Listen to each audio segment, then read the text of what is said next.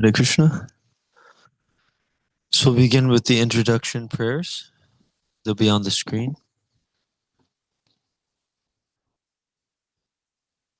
Or you can find them on page 1 in the book.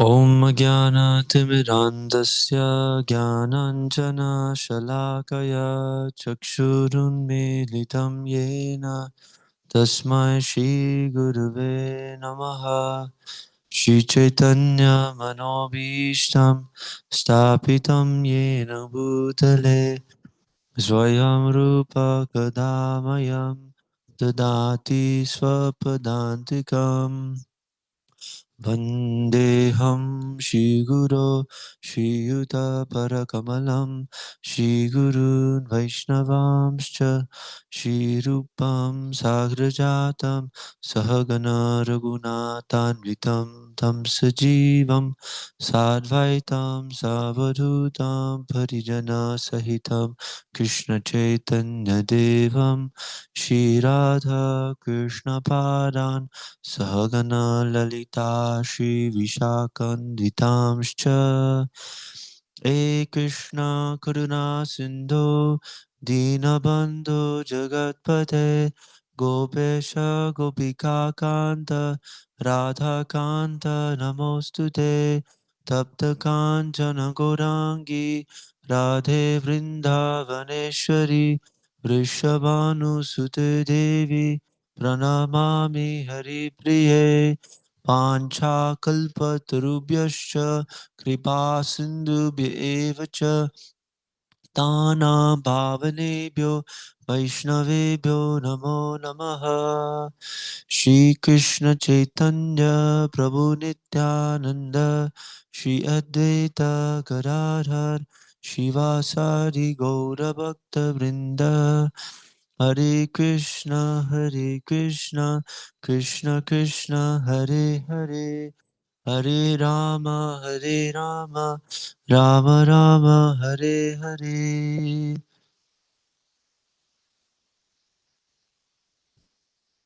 Prabhu, do you know which verses we read today? Maybe Mataji knows.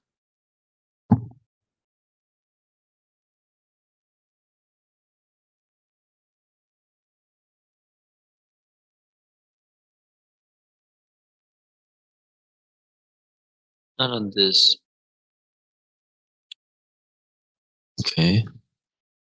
So we'll be reading from Bhagavad Gita, chapter 18, and from text number 73. So we'll actually finish the Bhagavad Gita in this session, and we'll begin again.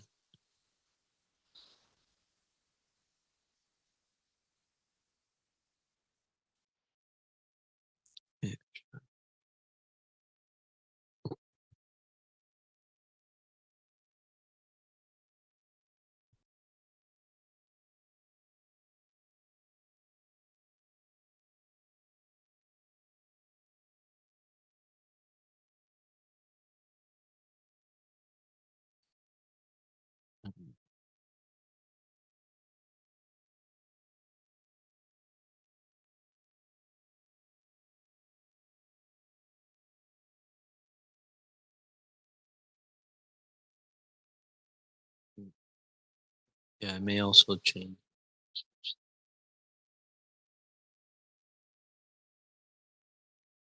Hare Krishna, Hare Ram, Hare Ram.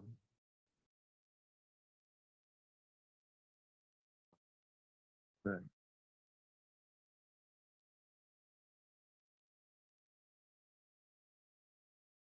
Hare Krishna, Hare Krishna. Okay, nice. Okay, so here we go. Let's all chant the Sanskrit and the translation in unison. So we'll say the Sanskrit all together, and then we'll also all say the translation together. So here we go. Arjuna uvacha nashto moha smritirlabdha tvat maya chuta sitosmi gata sandeha karishe vachanam tava. Arjuna said, "My dear Krishna, O infallible one, my illusion is now gone. I have regained my memory by your mercy, and I am now firm and free from doubt, and am prepared to act according to your instructions." Text 74. Sanjaya Uvacha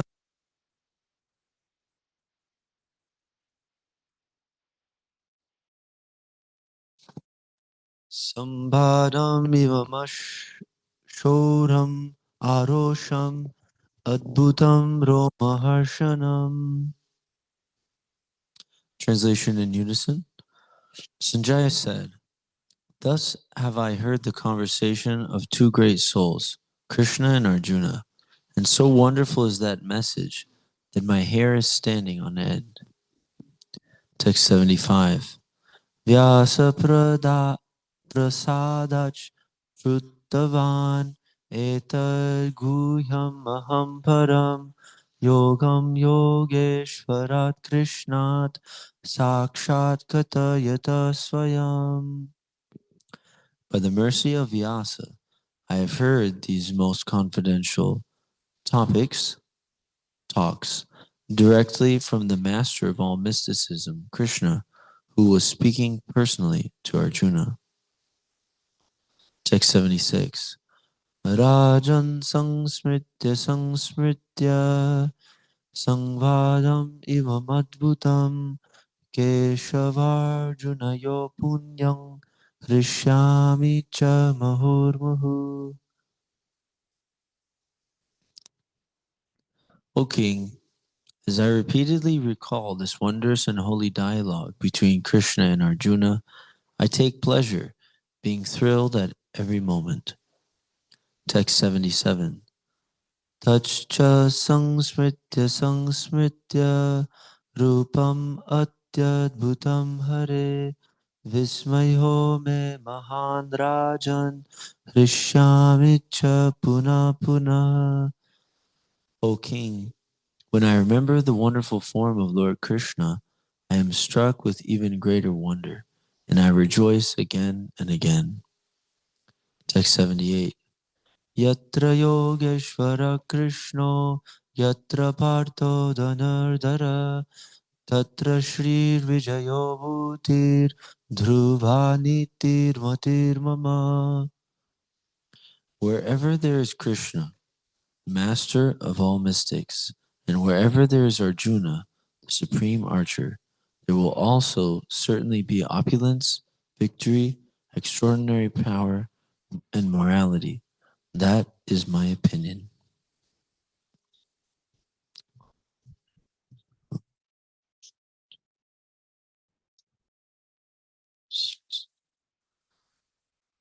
So now we'll do 5 more verses from the first chapter. If you like, you can open a new tab. It may be easier.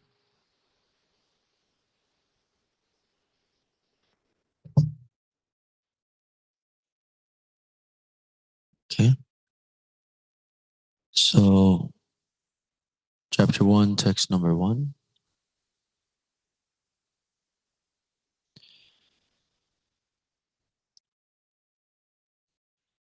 Dhritarashtra uvacha dharmakshetre kurukshetre samaveta mamaka pandavaschaiva kimakurvata Sanjaya. Dhritarashtra said, O Sanjaya, after assembling in the place of pilgrimage at Kurukshetra, what did my sons and the sons of Pandu do, being desirous to fight? Text 2. Sanjaya uvacha drishva tu pandavanikam vyudham duryodhanastada acharyam upasangamya raja vachanam abravit. Sanjaya said, O king, after looking over the army gathered by the sons of Pandu, King Duryodhana went to his teacher and began to speak the following words. Text 3. Pashyaitam panduputranam acharya mahatim chamum vyudham druparaputrena tava shishyena dhimata. O my teacher, behold the great army of the sons of Pandu, so expertly arranged by your intelligent disciple, the son of Drupad. Text 4. Atra Shura Maheshvasa Bhimarjuna Samayudhi Yuyudhano Viratascha Drupadascha Maharata.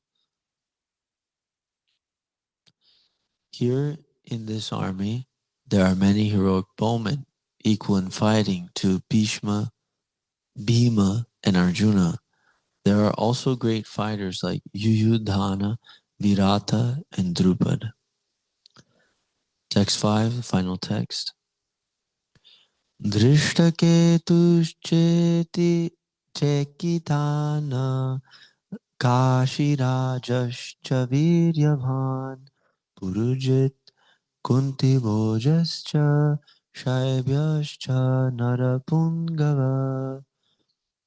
There are also great heroic, powerful fighters like Drishtaketu, Cheti, Chekitana, Kasiraja, Purujit, Kunti Boja, and Shaibya. So now we'll return to chapter 18.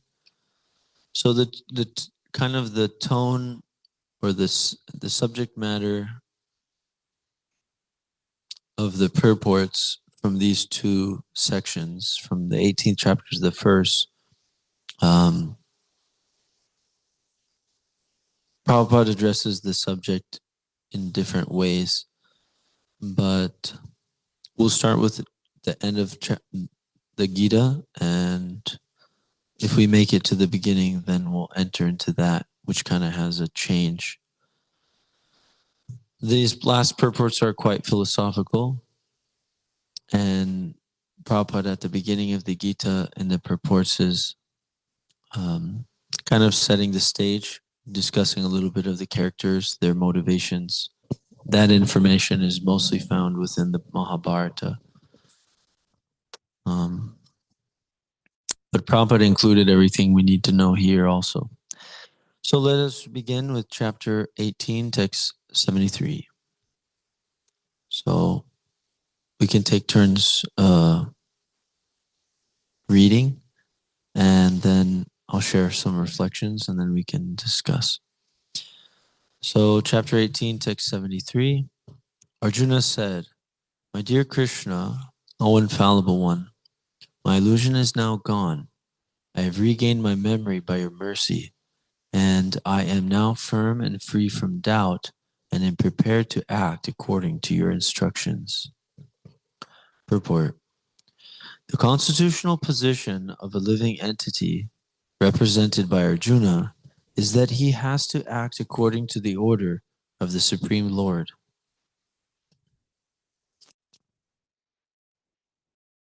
He is meant for self-discipline. Sri Chaitanya Mahaprabhu says that the actual position of the living entity is that of eternal servant of the Supreme Lord. Forgetting this principle, the living entity becomes conditioned by material nature, but in serving the Supreme Lord, he becomes the liberated servant of God.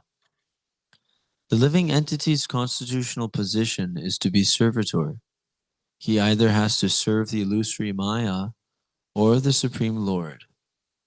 If he serves the Supreme Lord, he is in his normal condition. But if he prefers to serve the illusory external energy, then certainly he will be in bondage. In illusion, the living entity is serving in this material world. He is bound by his lust and desires, yet he thinks of himself as the master of the world. This is called illusion. When a person is liberated, his illusion is over, and he voluntarily surrenders unto the Supreme to act according to his desires. The last illusion, the last snare of Maya, to trap the living entity, is the proposition that he is God. The living entity thinks that he is no longer a conditioned soul, but God.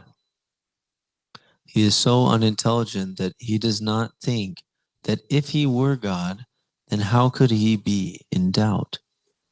That he does not consider. So that is the last snare of illusion. Actually, to become free from the illusory energy is to understand Krishna, the Supreme Personality of Godhead, and agree to act according to his order.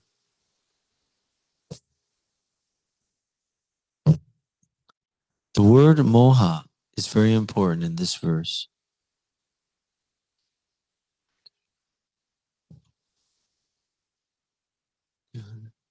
Welcome, Prabhu. I'm going to give him a mat. What do you give him, Prabhu, a mat? You can explain.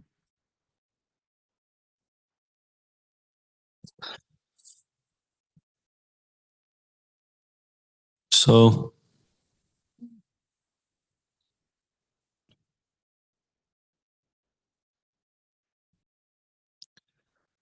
the word moha is very important in this verse. Moha refers to that which is opposed to knowledge. Actually, real knowledge is the understanding that every living being is eternally the servitor of the Lord.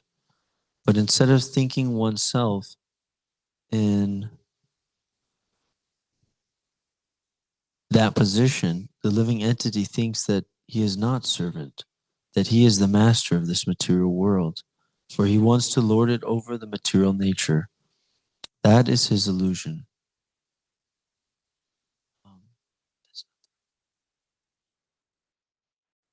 that's not the right book. Um, please give him one of those. Yes. So, Prabhuji, nice to see you. Thank you for coming. I just wanted you to know that the darshan is closed, so we're just doing it really fast. And the reason has a little bit different presentation. So let's get back into it. Sorry.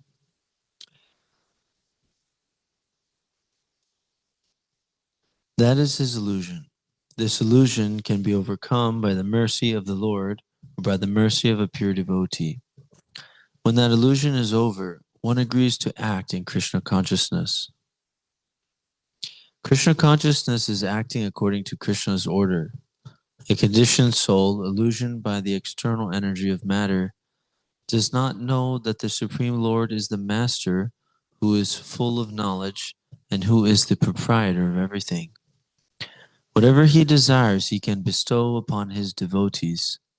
He is the friend of everyone, and he is especially inclined to his devotee. He is the controller of this material nature and of all living entities. He is also the controller of inexhaustible time, and he is full of all opulences and all potencies. The Supreme Personality of Godhead can even give himself to the devotee. One who does not know him is under the spell of illusion. He does not become a devotee, but a servitor of Maya. Arjuna, however, after hearing Bhagavad Gita from the Supreme Personality of Godhead, became free from all illusion. He could understand that Krishna was not only his friend, but the Supreme Personality of Godhead, and he understood Krishna factually. So to study Bhagavad Gita is to understand Krishna factually. When a person is in full knowledge, he naturally surrenders to Krishna. When Arjuna understood that it was Krishna's plan to reduce the unnecessary increase of population, he agreed to fight according to Krishna's desire.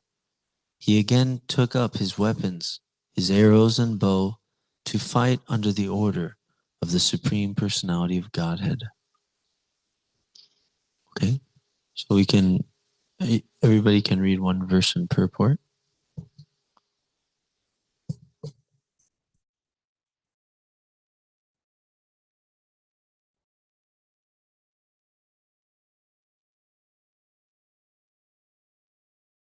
It's on the board too.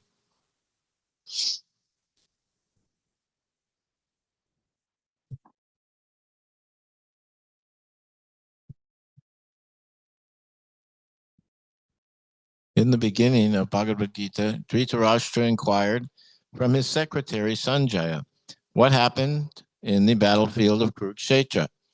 The entire study was related to the heart of Sanjaya by the grace of his spiritual master Vyasa. He thus explained the theme of the battlefield. The conversation was wonderful because such an important conversation between two great souls never took place before and would not take place again. It is wonderful because the Supreme Personality of Godhead is speaking about himself and his energies to the living entity, Arjuna, a great devotee of the Lord. If we follow in the footsteps of Arjuna to understand Krishna, then our life will be happy and successful. Sanjaya realized this, and as he began to understand it, he related the conversation to Dhritarashtra. Now it is concluded that wherever there is Krishna and Arjuna, there is victory.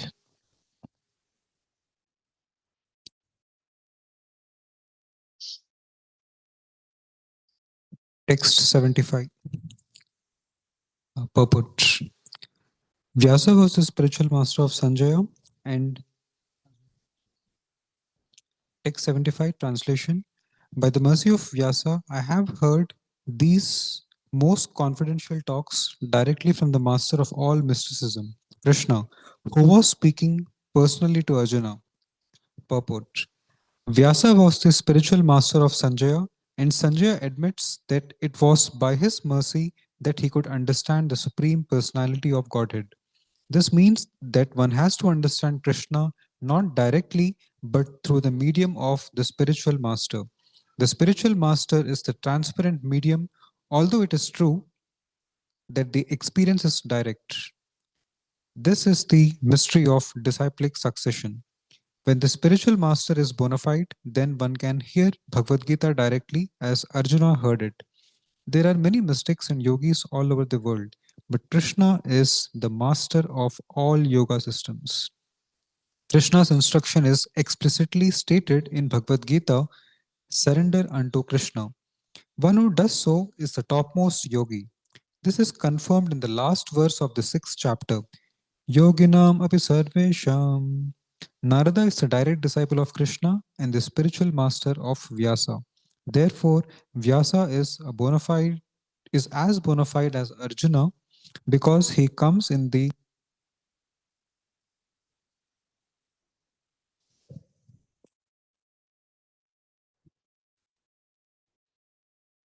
therefore by the grace of Vyasa, his senses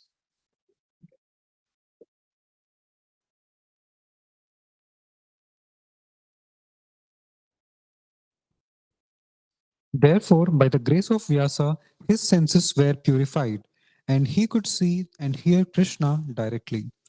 One who directly hears Krishna can understand this confidential knowledge. If one does not come to the disciplic succession, he cannot hear Krishna. Therefore, his knowledge is always imperfect, at least as far as understanding Bhagavad Gita is concerned. In Bhagavad Gita, all the yoga systems, Karma Yoga, Gnana Yoga, and Bhakti Yoga are explained. Master Krishna is the master of all mysticism. It is to be understood, however, that as Arjuna was fortunate enough to understand Krishna directly, similarly by the grace of Vyasa, Sanjaya was also able to hear Krishna directly. All actually difference in hearing directly from Krishna or hearing directly from Krishna. Actually, there is no difference in hearing directly from Krishna or hearing directly from Krishna via a bona fide spiritual master like Vyasa. The spiritual master is the representative of Vyasadeva also. According to the Vedic system, on the birthday of the spiritual master, the disciples conduct the ceremony called Vyasa Puja.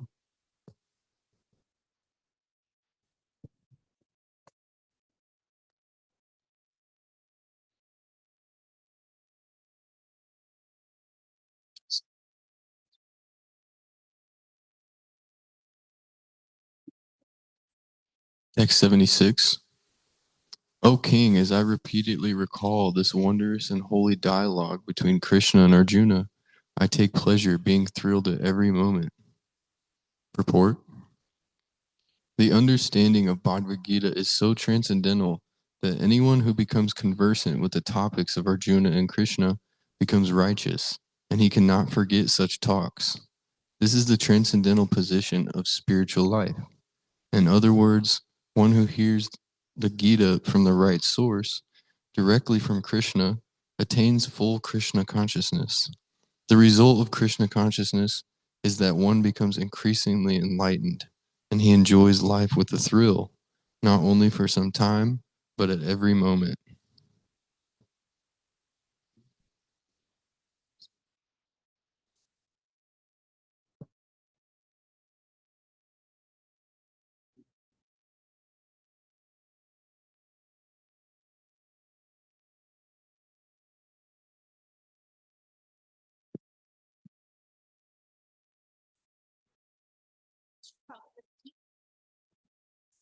Rejoice again and again. Purport. It appears that Sanjaya also, by the grace of Vyasa, could see the universal form of Krishna exhibited to Arjuna. It is, of course, said that Lord Krishna never exhibited such a form before. It was exhibited to Arjuna only. Yet some great devotees would also see the universal form of Krishna when it was shown to Arjuna, and Vyasa was one of them. He is one of the greater devotees of the Lord, and he is considered to be powerful incarnations of Krishna. Vyasa disclosed this to his disciple Sanjaya, who remembered that wonderful form of Krishna exhibited to Arjuna and enjoyed it repeatedly.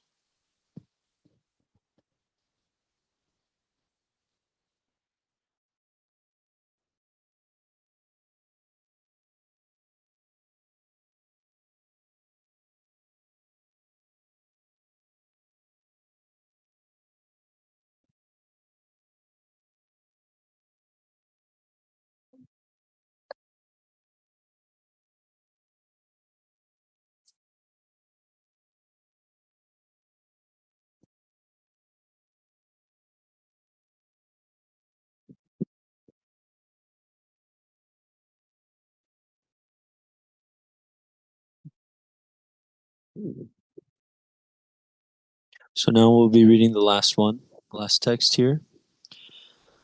Text 78, translation. Wherever there is Krishna, the master of all mystics, and wherever there is Arjuna, the supreme archer, there will also certainly be opulence, victory, extraordinary power, and morality. That is my opinion. The Bhagavad Gita began with an inquiry of Dhritarashtra. He was hopeful of the victory of his sons, assisted by great warriors like Bhishma, Drona, and Karna. He was hopeful that the victory would be on his side.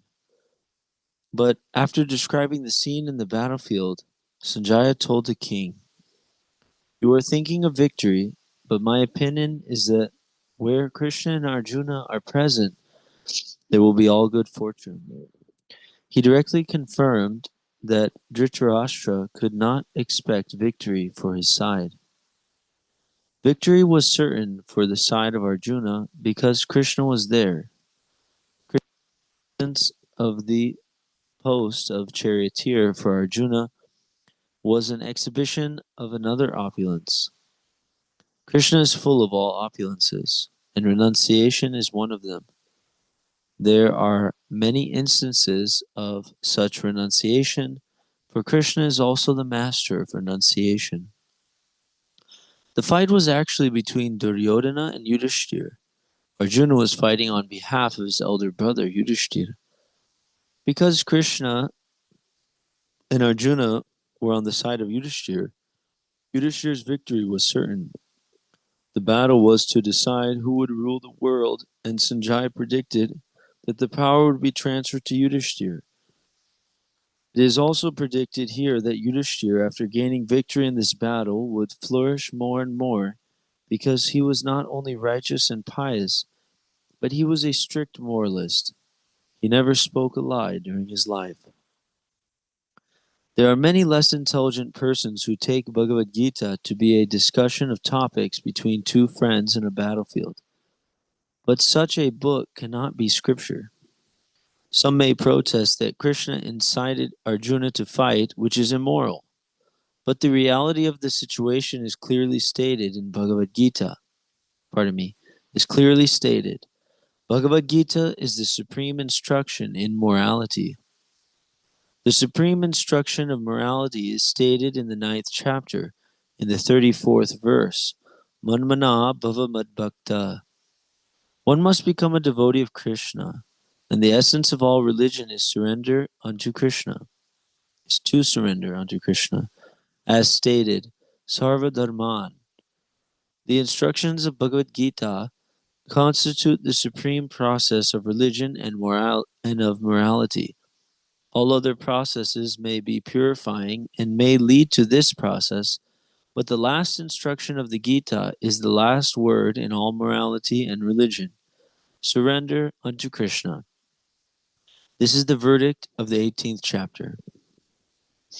From Bhagavad Gita, we can understand that to realize oneself by philosophical speculation and by meditation is one process, but to fully surrender unto Krishna is the highest perfection.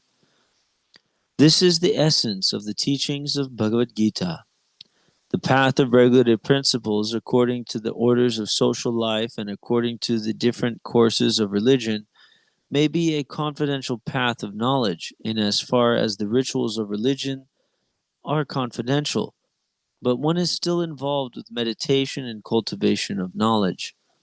Surrender unto Krishna in devotional service in full Krishna consciousness is the most confidential instruction and is the essence of the 18th chapter. Another feature of Bhagavad Gita is that the actual truth is the Supreme Personality of Godhead, Krishna. Absolute truth is realized in three features: impersonal Brahman, localized Paramatma, and the Supreme Personality of Godhead, Krishna. Perfect knowledge of the absolute truth means perfect knowledge of Krishna. If one understands Krishna, then all other departments of knowledge are part and parcel of that understanding. Krishna is transcendental, for he is always situated in his eternal internal potency. The living entities are manifested and are divided into two classes, eternally conditioned and eternally liberated. Such living entities are innumerable, and they are considered fundamental parts of Krishna. Material energy is manifested into 24 divisions. The creation is affected by eternal time and is created and dissolved by external energy. This manifestation of the cosmic world repeatedly becomes visible and invisible. In Bhagavad Gita, 5 principal subject matters have been discussed: the Supreme Personality of Godhead, material nature, the living entities, eternal time, and all kinds of activities. All of these are dependent on the Supreme Personality of Godhead, Krishna. All conceptions of the absolute truth namely impersonal Brahman, localized Paramatma, or any other transcendental conception, exist within the category of understanding the Supreme Personality of Godhead. Although superficially, the Supreme Personality of Godhead, the living entity, material nature, and time appear to be different, nothing is different from the Supreme. But the Supreme is, quote, inconceivably one and different. This system of philosophy constitutes perfect knowledge of the absolute truth. The living entity in his original position is pure spirit. He is just like an atomic particle of the Supreme Spirit. The conditioned living entity, however, is the marginal energy of the Lord. He tends to be in contact with with both the material energy and the spiritual energy. In other words, the living energy is situated between the living entity is situated between the two energies of the Lord, and because he belongs to the superior energy of the Lord, he has a particle of independence. By proper use of that independence, he comes under the direct order of Krishna. Thus he attains his normal condition in the pleasure-giving potency. Thus end the Bhaktivedanta purports to the 18th chapter of the Srimad Bhagavad Gita in the matter of its conclusions, the perfection of renunciation.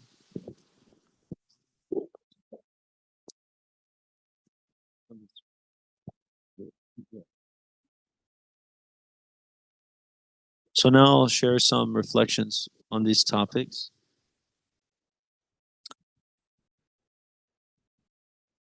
So, higher.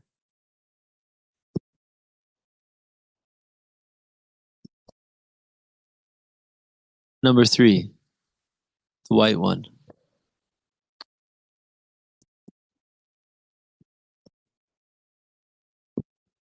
Thank you. That's good. Okay, so in this part of the Bhagavad Gita, we are hearing Sanjaya basically wrap the things up. So he has spoken the Bhagavad Gita. Actually, what we're hearing here is Sanjaya speaking to Dhritarashtra. So if you see and hear at the beginning of the Gita, the pictures, then actually it's just plate number 1. You see Dhritarashtra, who's the blind king.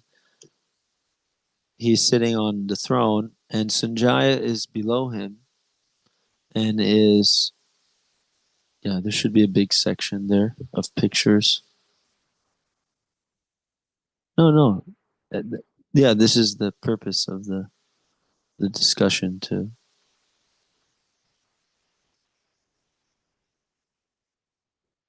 It's okay. It's okay. So just after the acharyas, then you see there. So here Sanjaya is actually speaking to his master Dhritarashtra, and Sanjaya was the assistant, or to Dhritarashtra, but he was actually a devotee, and you can see he has the kunti mala on his neck, and he has a Brahmin thread, and he is actually a very qualified devotee of Lord Krishna, and he is actually a disciple of Vyasadeva. So Vyasadeva blessed him with the TV in the heart, and we can understand that the technology thousands of years ago was highly advanced, that they didn't need some electronic device to get a TV signal. They just, by spiritual potency, they can do these types of things. So Sanjaya is wrapping up. After he explained what he saw through the TV in the heart by the mercy of his master Vyasadeva, then he's describing, and he basically seals it up by saying that by the mercy of Vyas, I have heard these confidential talks. And in the purports, Prabhupada is actually describing how hearing the talk from somebody who's actually a devotee is as good as hearing it just like Arjuna heard it when he was on the battlefield. And this is actually the purpose of this institution, ISKCON, is that we can associate with Krishna directly via the medium of the spiritual master. So Srila Prabhupada is our founder acharya for this movement, and we can understand his connection with Krishna by his ability to transform the hearts of many people all over the planet, which is not possible unless one is explicitly empowered by Krishna. You know, in this day and age, everyone is becoming an atheist. Or there's a word in the Vedic text. There's Ashtikya and Gnostic. A Gnostic means one who does not accept the Vedas. Doesn't accept the Vedas. He's called an atheist, actually. And somebody who accepts the Vedas or has full conviction, he is called Ashtik. So actually a Brahmana is one who has firm conviction in the Vedas. And there's actually a Leela which actually ties in the topic of faith in the Vedas, or what we understand is that Vyasadeva, who actually compiled the Vedas, he's an incarnation of Krishna. So the Vedas are actually none other than the mind of God or the will of God. And there's this Leela touches based on that, faith in the Vedas, as well as faith in the spiritual master. And this Leela is about a Brahmana in South India. So he was a Brahmana and he was also illiterate. So that's kind of an interesting combination, but it is possible because the Brahminical qualities, they don't depend on being literate, but rather being knowledgeable, self-controlled, sama dhamma tapa shocham kshantir arjavam evacha jnanam vijnanam ashtikyam brahmakarma swabhavajam. So it doesn't require that he's very learned in the material way, but if he has heard from his spiritual master, then he can have all that knowledge about soul, spirit, Krishna, XYZ. Right? So he had been given an instruction by his spiritual master that he should read Bhagavad Gita. And his spiritual master knew that he was actually a literate person. So how's that going to happen? But he had so much faith in the Vedas, in Krishna, and in his spiritual master that he would go to the temple and he would open the Gita and he will give it a try. And people would often make fun of him and say, okay, oh, learned Brahmana, what good is your reading of Bhagavad Gita? And he could understand they were making fun of him, but he didn't care because he had firm faith in the order of a spiritual master. So then actually Sri Chaitanya Mahaprabhu, who's actually none other than the Yuga avatar for Kali Yuga, then he actually came to South India and he saw this Brahmana and he noticed in his body that he was experiencing some ecstatic emotions. While he was sitting there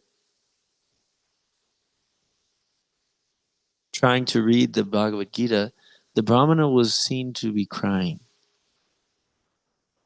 So then Lord Chaitanya said, "What are you doing?" He said, "I'm trying to read this, So he explained, he could understand that Chaitanya Mahaprabhu wasn't trying to bully him, but was just trying to have a conversation. He said, well, I'm illiterate, but my spiritual master told me I should try to read what is here in Bhagavad Gita. So I'm trying. And then Lord Chaitanya asked the second question, which is, okay, if you're illiterate, then why are you crying? If you don't understand what is actually being said, what is making you cry? He said as soon as he thinks of the Bhagavad Gita and he starts to start his study, and he thinks of this picture which is on the front cover of this book. And I'll tell you another story about this picture too.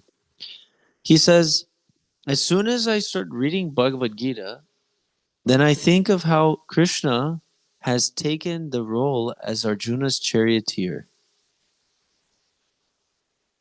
He's the chauffeur for for Arjuna. Krishna, the Supreme Lord, he's taken the subordinate position as a servant of his devotee. And just thinking of that, the Brahmana is crying. And Lord Chaitanya said, actually, you are the knower of the Gita. You actually know what is Gita, even though he couldn't read. And actually, a story about this is that Prabhupada, he mentions this exact picture in one of his lectures, and he says, if you simply remember this picture, then you can become perfect. Just seeing Arjuna and Krishna on the chariot together, that is actually perfection. So if we simply keep this in our heart and our mind, then we can attain perfection. That's how potent this is. That's how potent one contact with Krishna is. So we're learning to develop full faith in the spiritual master in Krishna. And we pray to Sri Sri Gaur Nitai and to Arjuna, to Srila Prabhupada, that we can attain that full faith in the words of Krishna and our spiritual masters. Thank you very much. Hare Krishna. So that concludes the Bhagavad Gita class. Sorry I took the time. And we begin tomorrow at 4:30 a.m. Everyone's invited. And yeah, we have our schedule outside the rest of it. Thank you. Hare Krishna.